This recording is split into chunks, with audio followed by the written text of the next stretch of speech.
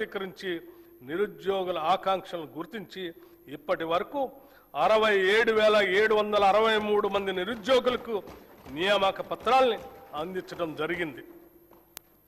తెలంగాణ రాష్ట్రంలోని బడుగు బలహీన వర్గాలకు అండగా నిలిచేందుకు వీలుగా రాష్ట్రంలో సివిల్ సాధించే లక్ష్యంతో పోటీ పరీక్షలకు సన్నద్ధం అవుతున్న విద్యార్థులకు అండగా నిలిచేందుకు రాజీవ్ సివిల్స్ అభయహస్తం పథకాన్ని ప్రభుత్వం అమలు చేస్తుంది.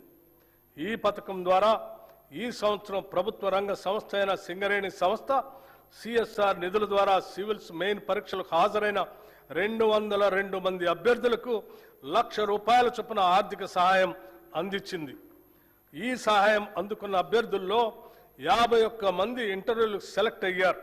వారికి అదనంగా ₹1,00,000 ఆర్థిక సహాయాన్ని అందించాం. వారిలో 20 మంది యూపీఎస్సీ సివిల్ సర్వీసెస్ ఫలితాల్లో మంచి ర్యాంకులు సాధించి తెలంగాణ రాష్ట్ర యువత తమ సత్తాను చాటి చెప్పారు.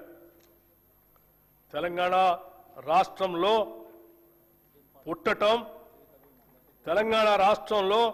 పుట్టటం ఇక్కడ జీవించటం ఒక వరం అనే విధంగా ప్రభుత్వం చర్యలు తీసుకుంటున్నది, సౌకర్యాలు కల్పిస్తున్నది. ఈ ప్రభుత్వం రాష్ట్రంలోని ప్రతి కుటుంబానికి భద్రత కల్పిస్తుంది. ఒక కుటుంబంలో ఆదాయం తెచ్చే వ్యక్తి దురదృష్టవశాత్తు అకస్మాత్తుగా దూరమైతే ఆ కుటుంబం పడే మానసిక వేదన ఒకటైతే వాళ్ళు ఎదుర్కొనే ఆర్థిక విపత్తు మరొకటి. ఒక్క సంఘటనతో ఆ కుటుంబం రోడ్డున పడుతుంది. ఆ భయం, ఆ అభద్రతా భావం ఏ ఒక్క తెలంగాణ బిడ్డకు ఉండకూడదన్నదే మా ప్రభుత్వ సంకల్పం. ప్రపంచంలోని ఏ అభివృద్ధి చెందిన దేశానికి సాధ్యం కాని రీతిలో కని విని ఎరుగని ఒక మహత్తర జీవిత బీమా పథకానికి ఈ బడ్జెట్లో శ్రీకారం చుడుతున్నాం. సామాజిక అంతరాలతో సంబంధం లేకుండా పేద మధ్యతరగతి ధనిక అనే తేడా చూడకుండా రాష్ట్రంలోని 1,15,00,000 కుటుంబాలకు ప్రతి కుటుంబానికి ₹5,00,000 జీవిత బీమా అందించే విధంగా జూన్ 2, 2026 నుండి ఇందిరమ్మ కుటుంబ జీవిత బీమా పథకంను నూతనంగా ప్రవేశపెడుతున్నాం.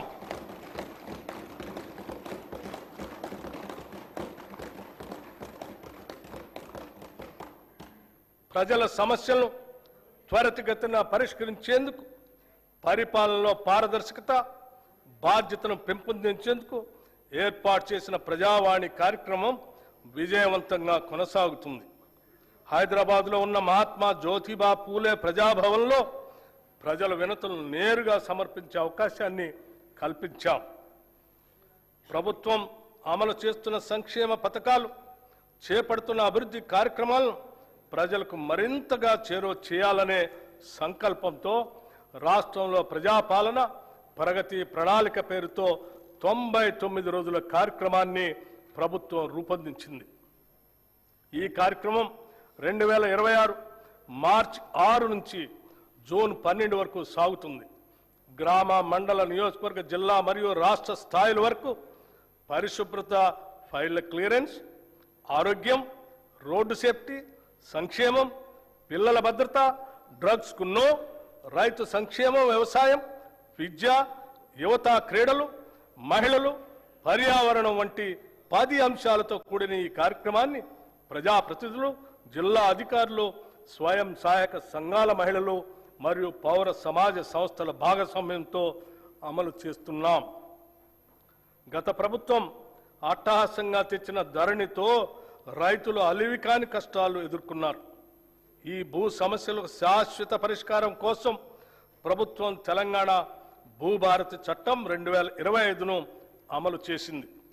ఈ చట్టం ద్వారా ప్రత్యేకమైన భూధార్ భూమి గుర్తింపు వ్యవస్థతో పాటు ఆర్టిఫిషియల్ ఇంటెలిజెన్స్ ఆధారిత భూమిత్ర చాట్ బాట్ను కూడా ప్రవేశపెట్టింది. గ్రామ స్థాయిలో భూ పరిపాలన బలోపేతం చేయడానికి 5,010 గ్రామ పాలనా అధికారులతో సహా 8,900 మంది సిబ్బందిని నియమించాం. అదనంగా 5,520 లైసెన్స్డ్ సర్వేయర్లు తమ సేవలను అందిస్తున్నారు. ఈ సంవత్సరం 3,76,000 కొత్త పట్టాదారు పాస్బుక్స్ జారీ చేయబడ్డాయి. భూభారతి చట్టం అమలులో భాగంగా రిజిస్ట్రేషన్, రెవెన్యూ, సర్వే సేవలను ఒకే వేదికపై తీసుకుని వచ్చాము. దీంతో రైతుల సమస్యలకు త్వరిత పరిష్కారం అందించే అవకాశం కలిగింది. పార్లమెంట్, అసెంబ్లీ, నియోజకవర్గాల పునర్విభజన, పంచాయతీలు, పట్టణ స్థానిక సంస్థల ఏర్పాట్లు, రిజర్వేషన్ల అమలు వంటి ప్రజాస్వామ్య ప్రక్రియలకు మూలాధారమైన జనగణనను డిజిటల్ విధానంలో నిర్వహించేందుకు ఏర్పాట్లు ముమ్మరంగా సాగుతున్నాయి. తెలంగాణ రాష్ట్రం ఏర్పడిన తర్వాత జరుగుతున్న మొట్టమొదటి జనగణన ఇది. దీనిలో స్వీయ నమోదు, సెల్ఫ్ ఎన్యూమరేషన్ విధానం, కులగణన అంశం ఉన్నాయి. మొదటి దశ జనగణన 2026 మే 11 నుండి జూన్ 9 వరకు నిర్వహించబడుతుంది. సెల్ఫ్ ఎన్యూమరేషన్ ప్రక్రియ 2026 ఏప్రిల్ 26 నుండి మే 10 వరకు కొనసాగుతుంది. రెండవ దశ దేశవ్యాప్తంగా 2027 ఫిబ్రవరి 9 నుండి ఫిబ్రవరి 28 వరకు నిర్వహిస్తారు. తదుపరి మార్చి 1, 2027 తేదీని రిఫరెన్స్ డేట్గా తీసుకుంటారు. ప్రజల ఆకాంక్షలను దృష్టిలో ఉంచుకొని ఈ ప్రజా ప్రభుత్వం అభయహస్తం పేరుతో ప్రజాహిత పథకాలను అమలు పరుస్తుంది.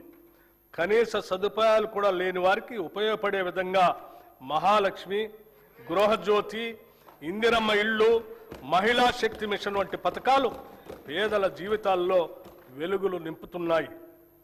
మహాలక్ష్మి పథకం మేము అధికారంలోకి వచ్చిన వెంటనే అమలు పరిచిన మొదటి వాగ్దానం. ఉచిత బస్సు ప్రయాణం.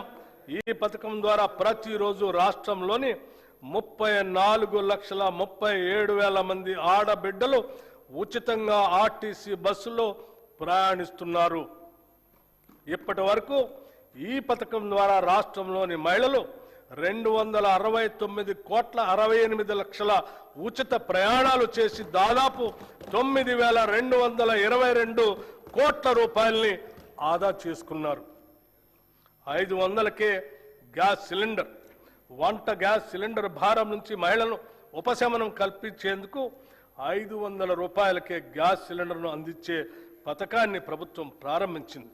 ఈ పథకం కింద రాష్ట్రంలో 42,90,000 కుటుంబాలకి లబ్ధి చేకూరింది.